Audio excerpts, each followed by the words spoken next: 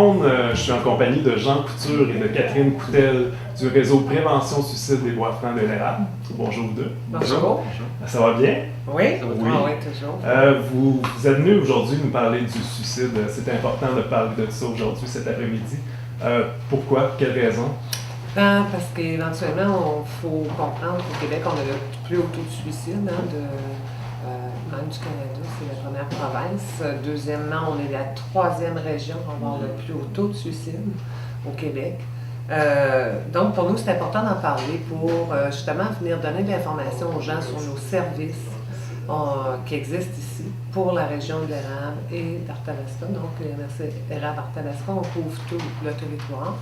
Et de venir offrir, en fin de compte, un appui aux gens qui sont touchés, mais surtout en prévention, pour prévenir le suicide dans nos secteurs, parce qu'il y en a beaucoup et on trouve important de contrer. Et pour arriver à contrer le passage à l'acte d'une personne qui est en détresse, c'est vraiment d'être en prévention et c'est ce qu'on veut faire avec la population ici. Vous parlez des services de l'organisme. Est-ce que vous en parlez, vous pouvez en parler plus longuement, service que vous offrez? Ici, au niveau du réseau, on fait de la sensibilisation, on fait de l'information. Donc, l'information, on informe sur le suicide. On fait aussi des séances de sensibilisation.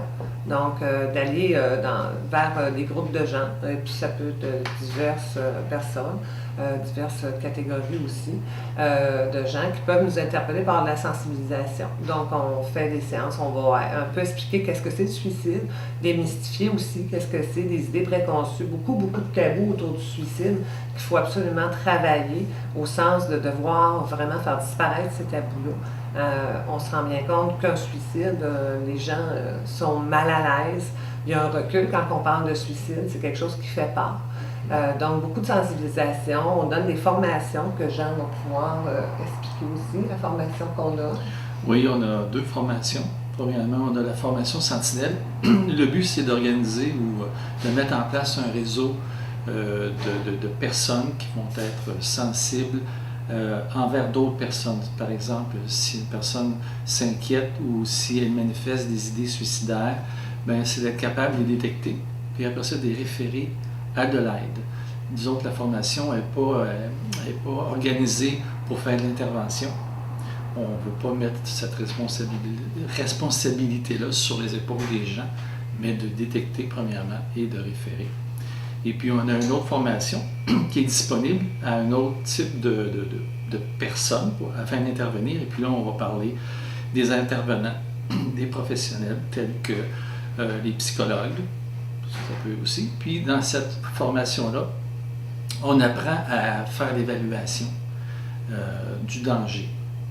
Et puis, dans le but de pouvoir organiser des actions, de l'aide, et puis de sécuriser aussi la personne, de mettre autour de la personne un filet de sécurité pour justement la protéger. Puis même jusqu'à un certain point, on peut les référer à l'hôpital. À l'hôpital ou à des services qui vont pouvoir les prendre en charge. Donc, ces formations-là, grosso modo, c'est plus pour les employeurs ou les écoles qui veulent avoir une formation pour soit les étudiants ou disons que la formation Sentinelle, c'est une formation de 7 ans qui est gratuite. Elle est offerte à toute la population. Okay. Oui, on peut aller la donner en entreprise, on peut aller la donner dans les écoles, mais dans une certaine catégorie de gens au niveau des écoles. Parce que si on parle de professionnels psycho-éducateurs, ça rentre dans la classe des gens qui vont devoir recevoir une formation beaucoup plus pointue en avant. Mais la formation de 7 heures Sentinelle, c'est offert à la grandeur du territoire et à tout le monde. En fin de compte, c'est pour tout le monde. C'est vraiment une façon d'être en alerte sur ce qui pourrait arriver. Un suicide, personne n'est à l'abri. Et de pouvoir détecter ça sans être mal à l'aise face à une personne qui est en détresse psychologique, puis va vous donner des signes comme quoi qu'éventuellement elle pourrait être une personne en processus suicidaire. Donc, d'être capable de détecter, puis d'arriver à poser la question, mais sans se sentir responsable ni impliqué, plutôt dans le fait de dire, regarde, là, je vais pouvoir référer, je vais pouvoir te référer, je vais pouvoir t'accompagner vers des services comme les nôtres. Donc, OK. c'est vraiment ça, cette formation-là. On a les services de postvention, comme on appelle. Donc, les services de postvention, ça, c'est beaucoup plus, ça va se diriger plus. Ça, c'est postvention, c'est après, quand il y a eu un suicide, exemple dans une école. Donc, on va intervenir avec, exemple, le CVC. Nous, on va intervenir auprès des écoles là-dessus. Et au niveau des entreprises aussi. OK. On a les services pour les endeuillés. Donc, ça, c'est des rencontres qu'on fait avec les endeuillés que Jean peut vous expliquer.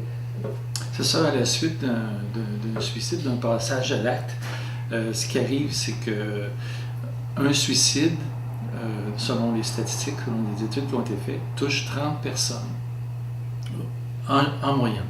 Donc, on peut facilement imaginer qu'une personne qui s'est enlevée la vie va créer tout un émoi dans leur environnement, dans leur entourage, va les désorganiser. Donc, ce qui arrive, c'est qu'on peut nous demander, nous, de nous déplacer. On peut faire une postvention familiale, on peut faire une postvention dans un milieu de travail. Et puis, ce qui en vient à dire, le lien que je fais avec ça au niveau des endeuillés, c'est que tous ces gens-là, c'est des endeuillés. À différents niveaux, mais il reste que c'est une problématique pareille qu'ils vivent. Donc, ce qui va arriver, c'est qu'on va les rencontrer, on va les écouter. Et puis, on ne favorisera pas nécessairement l'intervention par les lignes téléphoniques, parce que disons que lorsqu'on vit un deuil, la ligne téléphonique est peut-être moins pertinente. Ce qu'on a omis aussi, parce que là, on arrive avec les services d'endeuillés et on a les lignes d'intervention. Donc, nos lignes téléphoniques d'intervention d'urgence, ça veut dire que c'est des gens qui ont des idées suicidaires, qui sentent le besoin d'appeler au secours, peuvent nous communiquer sur nos lignes. On a des intervenants spécialisés qui vont répondre tout de suite, qui vont aider ces gens-là, justement, à freiner le passage à l'acte. On a aussi, ça peut être la personne suicidaire qui nous appelle, ça peut être un proche de cette personne-là. Un proche, étant dit que c'est pas juste la famille, ça peut être un ami, ça peut être... Donc, ces gens-là peuvent nous rejoindre sur nos lignes d'intervention d'urgence. Les lignes d'intervention, c'est 24 heures sur 24, 7 jours sur 7. Donc, à tout moment, de jour comme de nuit, les gens ont un intervenant ou une intervenante spécialisée au bout de la ligne qui peut justement répondre à leur détresse ou sinon aider la personne directement ou la famille ou les amis de cette personne-là pour pouvoir justement freiner le passage à l'acte. Parfait. On parlait de signes tantôt, tu sais, c'est l'automne, il y a des gens qui sont un peu plus déprimés, moins de soleil, tout ça. Y a-t-il une distinction à faire entre une déprime, ça va pas bien dans la vie, là, j'ai perdu mon emploi, c'est passager, ou quelqu'un qui a des états suicidaires? Comment distinguer ça? La limite est peut-être pas évidente pour tout le monde, puis y a-t-il des trucs à retenir là, pour faire la distinction? Bien, disons que le suicide en tant que tel, c'est multifactoriel. Hein? C'est pas un élément, c'est plusieurs éléments qui rentrent en ligne de compte, qui font que la personne va venir vers un cheminement suicidaire. Okay.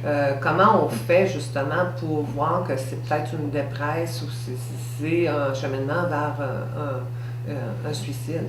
C'est que la personne, il y a certaines choses que vous allez découvrir. Vous allez voir peut-être, exemple, une personne qui prenait très soin d'elle, tout d'un coup, de plus en plus, prend moins soin d'elle au niveau physique.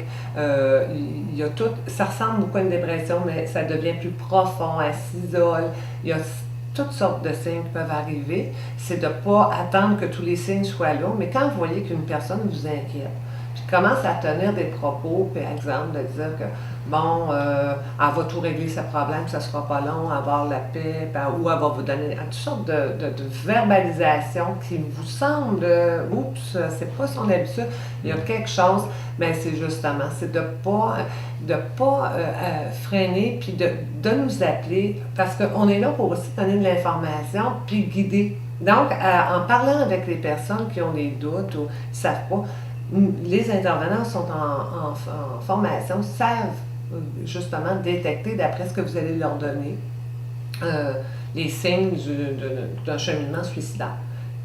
Ou sinon, ils vont vous recevoir, ils vont s'entendre avec vous, puis ils peuvent même, après, aller rejoindre la personne directement, puis aller valider si on est dans un processus de suicide. Donc, moi, ce qu'on dit, nous, c'est pas attendre, restez pas sans réponse, venez les chercher, on ne sait jamais. Il n'y a pas personne qui est à l'abri. Et souvent, c'est comme ça fait peur. Fait que c'est pas, comme on dit, la peur n'est pas le danger, ça ne donne rien d'attendre. Souvent, c'est peut-être au mieux intervenir et prendre le processus à temps que d'attendre puis que le processus a été très rapide ou trop rapide. Pour être un petit peu plus précis au niveau de ta question, c'est que lorsqu'on a une personne suicidaire qui appelle sur la ligne, ce qu'on fait, c'est que ordinairement, on va explorer la situation et puis la personne peut-être n'abordera pas tout de suite les idées suicidaires. Elle va commencer à expliquer un petit peu ce qui ne va pas, puis qu'est-ce qui rend triste, qu'est-ce qui fait souffrir. Et puis, une de nos responsabilités en tant qu'intervenant, c'est de poser la question. Est-ce que vous avez des idées suicidaires? Est-ce que vous avez pensé vous enlever la vie? C'est de le nommer, parce que la personne, habituellement, n'osera pas le dire. Comme tout à l'heure, Catherine disait qu'il y avait beaucoup de tabous, beaucoup de gêne au niveau de ça. Puis, les gens, ils vont nous appeler, mais ils ne le nommeront pas tout de suite. Donc, nous, une de nos premières priorités, c'est de s'assurer si la personne a des idées suicidaires ou non. Okay. C'est comme ça qu'on fait la différence entre une crise psychosociale ou carrément une crise existentielle, peu importe la raison. Là. Si on a un proche que tu as des doutes, c'est bon d'aller vérifier, d'aller valider avec cette personne. Puis ce qu'on fait, c'est qu'on va essayer d'outiller la personne, lui donner des trucs, puis la guider au travers de l'aide qu'elle peut apporter. Fait que ce qu'on fait, on organise des relances. La personne, premièrement, on lui demande si elle est capable de nous aider. Oui, non, ça va, vous laissez ça entre les mains. On fait un appel nous-mêmes. Ou est-ce que vous préférez peut-être contacter la personne? Et à ce moment-là, elle peut nous rappeler, voir comment ça s'est passé. Fait que c'est un processus d'accompagnement qu'on fait. Okay. Parce qu'on n'a pas accès à la personne comme telle. Puis des fois, c'est moins possible de le faire. C'est bien. Dans le fond, ça l'outil, ça donne des outils aux gens pour pouvoir... ça facilite les choses. Okay. Ça les réconforte parce qu'ils se sentent plus seuls aussi. Ouais. C'est vraiment de te sentir seul face à la douleur d'un de tes proches ou seul face à ta propre douleur. Ouais. Ça, c'est vraiment énorme. Donc, parce qu'il faut dire qu'au Québec, il y a 3 personnes par jour qui se suicident actuellement. C'est plus que des accidents de la route. Donc, si on prend ce chiffre-là, plus tout l'impact que ça a autour des gens, ben, c'est important. C'est une problématique. Il faut vraiment qu'il soit parlé et qu'il ne soit pas mis sous la tutelle de la honte. C'est pas honteux. C'était pas... souvent, on dit... Il y a souvent le réflexe de dire « Ah, la personne qui suit ça, donc... c'est à cause qu'elle a une maladie mentale. » Non, c'est pas ça. C'est de la santé mentale. Il n'y a pas personne qui est à l'abri aujourd'hui, avec toutes les pressions qu'on vit, ou peu importe, d'être à l'abri de tout ce qu'on peut subir dans la vie. Puis qu'à un moment donné, ben, dans un passage plus fragile, en fin de compte, sentir qu'il y en a assez puis qu'il n'en peut plus. Parce qu'une personne qui est suicidaire et qui passe à l'acte, c'est pas une personne qui veut mourir. Hein? C'est une personne qui veut arrêter de souffrir. C'est très différent. Sa souffrance est tellement profonde que la seule issue qu'il voit, c'est de ne plus souffrir. Pour ne plus souffrir, c'est ça. C'est pour eux, dans l'instant. Et le suicide, c'est pas de passer à l'acte de suicidaire, de s'enlever la vie. Ben, c'est pas quelque chose que la personne va vraiment... au moment où elle le fait, c'est un instant dans sa vie. Et si on peut être là à cet instant-là, juste avant cet instant-là, c'est sûr qu'il y a des grandes chances que cette personne-là, lorsqu'elle crie à l'aide, en vérité, c'est qu'il y a une partie d'elle qui veut vivre. Mais il faut qu'on l'aide à justement recréer cette dynamique de vivre et d'avoir le goût de vivre encore, de continuer. D'où l'importance d'en parler, puis de trouver les outils pour de référer les personnes aussi. Oui. Absolument. Donc, est-ce que vous pouvez donner des numéros de téléphone là, pour les gens qui auraient besoin d'outils, justement? Ou, on a un numéro de téléphone où ce que les gens peuvent nous appeler partout au Québec.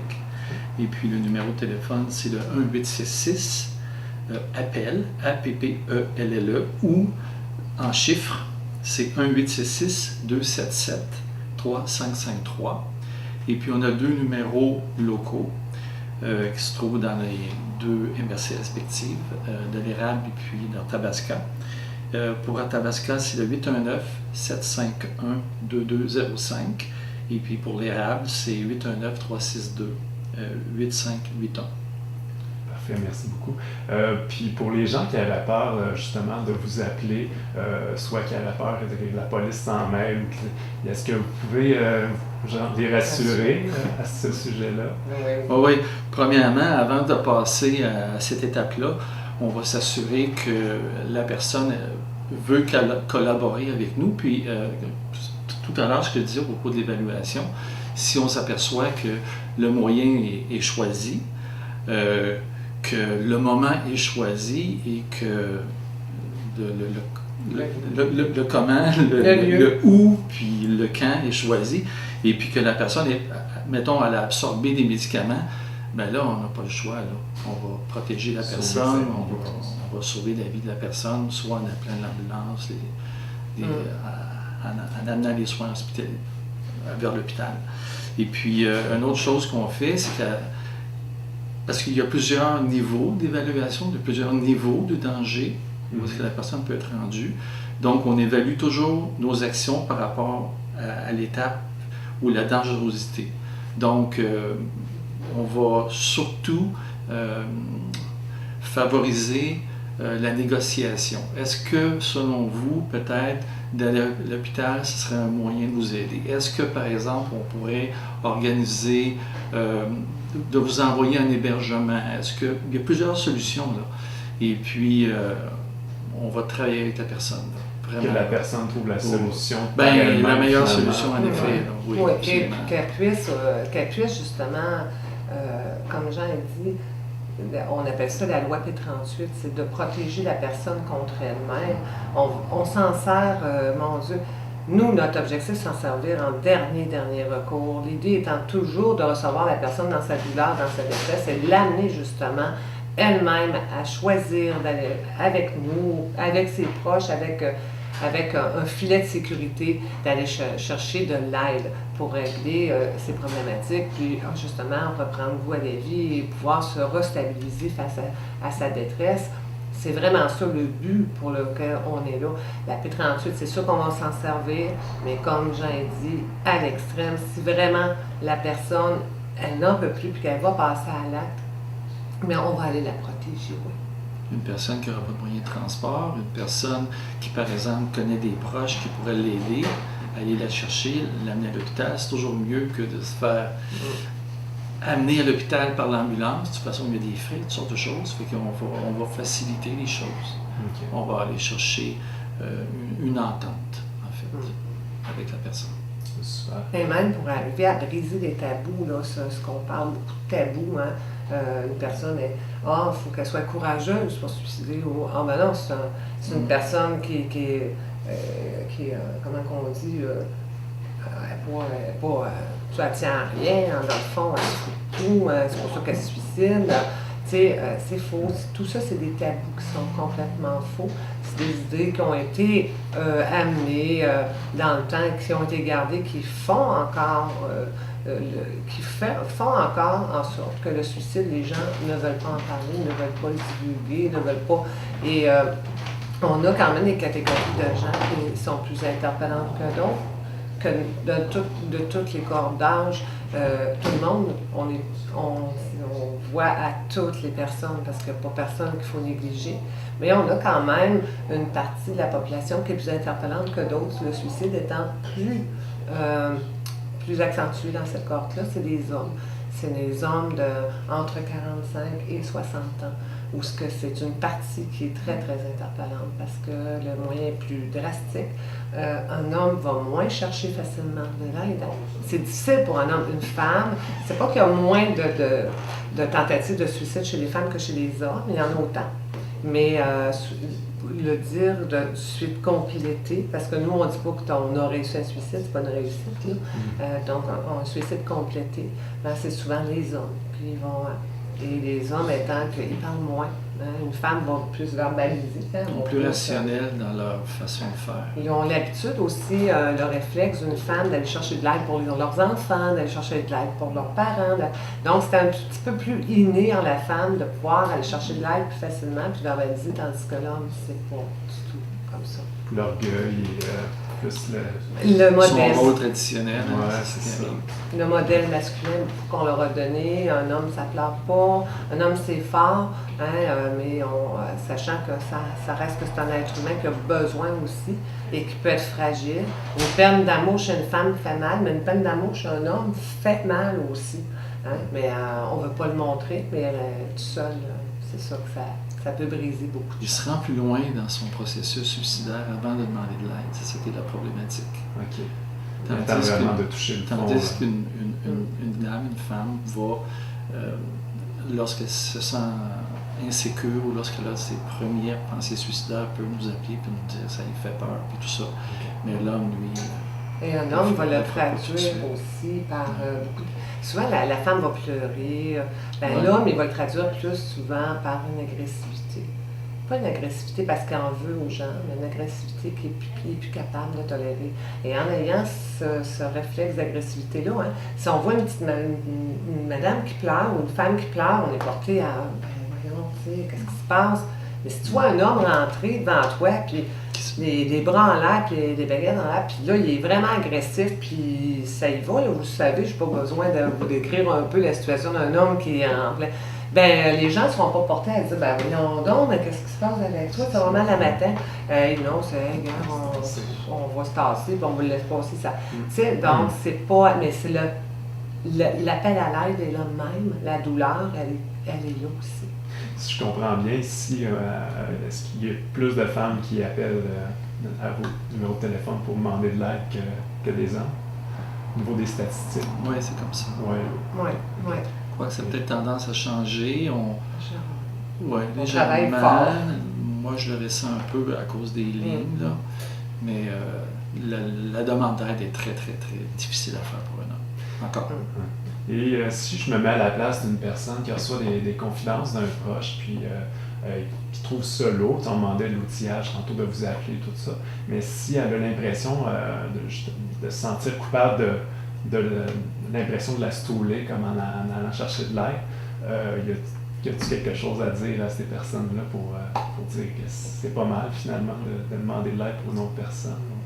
Bien, premièrement, les gens vont nous signifier comment ils se sentent vis-à-vis la situation de demande d'aide pour une autre personne.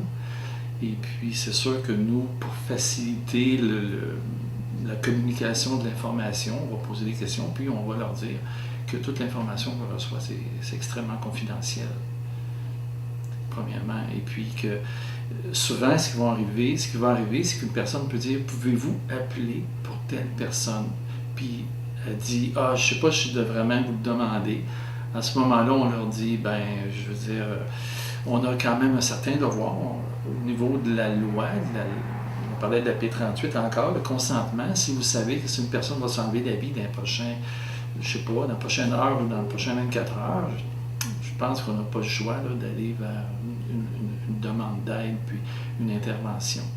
Et c'est sûr que le fait de trahison, comme on peut là, dire, le sentiment de trahison, ben, regarde, je vais appeler, puis elle veut pas que j'appelle, qu'elle va tout m'en vouloir. Mais dans le fond, là, dans ce temps-là, on va peut-être dire à la personne, raccrochez-vous à qu'est-ce qui est important là, pour vous. Est-ce que c'est important que cette personne-là reste en vie, puis qu'elle reste avec vous? C'est important, cette personne-là, dans votre vie, puis vous tenez à elle, ben si vous tenez à elle, c'est pas une trahison, dans le fond. c'est de l'aider et de la supporter dans un moment de détresse où ce qu'elle ne voit pas d'issue. Donc, c'est un peu vous qui devenez ses yeux, c'est un peu vous qui êtes capable de prendre le combiné pour elle. Puis, en vérité, vous êtes la courroie de transmission de sa demande d'aide. C'est comme ça qu'il faut voir ça. Non pas comme trahison.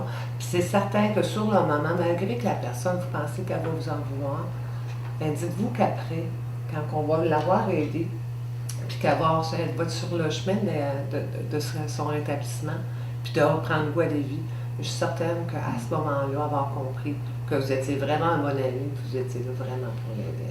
C'est une belle preuve d'amour. Absolument. Absolument. Ouais. Être là pour la personne et là pour lui dans les moments les plus difficiles. Absolument. Pas juste un moment facile. C'est facile d'être dans la vie des gens de la façon facile, quand tout va bien et qu'on est heureux. Mais dans les moments difficiles face à l'autre, c'est là, je pense qu'on leur démontre le plus notre attachement. C'est pas une trahison, c'est vraiment beaucoup une démonstration d'amour qu'on tient à l'autre. Parfait, je vous remercie. Je vous laisse le mot de la fin si vous voulez dire un message, lancer un message aux gens. Ben moi, je dirais que lorsque il y a une personne que vous connaissez que vous pressentez ou que vous n'êtes pas certain qu'est-ce qui se passe, de poser la question, vraiment. Et puis de pas leur donner les numéros de téléphone. C'est facilement... on peut regarder dans l'annuaire téléphonique, on peut les rejoindre. C'est en nous appelant, si je vous ai donné le numéro de téléphone tout à l'heure. Et puis de leur donner de l'aide. Et puis la même chose pour des gens qui auraient peut-être des idées suicidaires ou c'est déjà arrivé ou qui vivent des problématiques assez complexes, puis qu'ils entrevoient que une des solutions à leur problème, ce serait de s'enlever la vie. Bien, téléphonez-nous. Et puis, parlez-en. Juste en parler, vous allez voir, ça fait toute la différence. Et puis, il faut prendre en considération aussi que quand on vit une crise suicidaire, la crise suicidaire n'est pas toujours à la même intensité. Donc, lorsqu'on a besoin d'aide, on vit une crise, c'est le temps d'appeler. Et puis, probablement ça va peut-être se calmer, et puis vous allez vous sentir mieux après. Puis après ça... Et de dire que, surtout insister sur le fait que le suicide, c'est pas une solution. C'est pas une option, le suicide. Le suicide, c'est un acte définitif. Il faut toujours se mettre qu'il n'y a pas de revenez-y. Et puis, dans le fond, là, peu importe les problèmes qu'on vit, il y a toujours des solutions. Nous, on travaille en partenariat avec plein d'organisations, on a plein de ressources. Quelquefois, on ne la voit pas, la ressource, on ne la connaît pas, puis on pense qu'on est pris seul avec ces problèmes-là. Il y a moyen de se faire accompagner. Donc, et puis, de toujours se rappeler que la vie, malgré tout, vaut la peine d'être vécue. C'est un moment temporaire, la détresse, ça ne dure pas et ça ne perdure pas. Donc, d'aller demander de l'aide. C'est pas parce que la personne n'est pas capable qu'elle demande de l'aide. C'est le contraire, de penser qu'on est lâche parce qu'on demande de l'aide, c'est faux. Il faut avoir du courage pour demander de l'aide, si on prend ça comme ça. Alors, dans le fond, si la personne, moi je m'adresse plus là, actuellement dans la partie masculine, il ne faut pas que les hommes pensent que c'est lâche de demander de l'aide. C'est vraiment d'être courageux, parce qu'il y en a beaucoup qui ne le font pas, ils ne demandent pas. Donc, ayez le courage, plutôt du courage, montrez que vous avez du courage, puis venez vers nous. On est là pour vous, puis on est dans l'écoute. Et comme j'en dis, de toute façon, tout est confidentiel et nos services sont gratuits. Super. Donc, n'hésitez pas à faire référence avec le réseau Prévention Suicide si vous vivez des problématiques ou quoi que ce soit. Je vous remercie beaucoup pour le travail que vous faites pour la population et le sujet en question. C'est très bien et je vous félicite. Merci beaucoup. Merci beaucoup.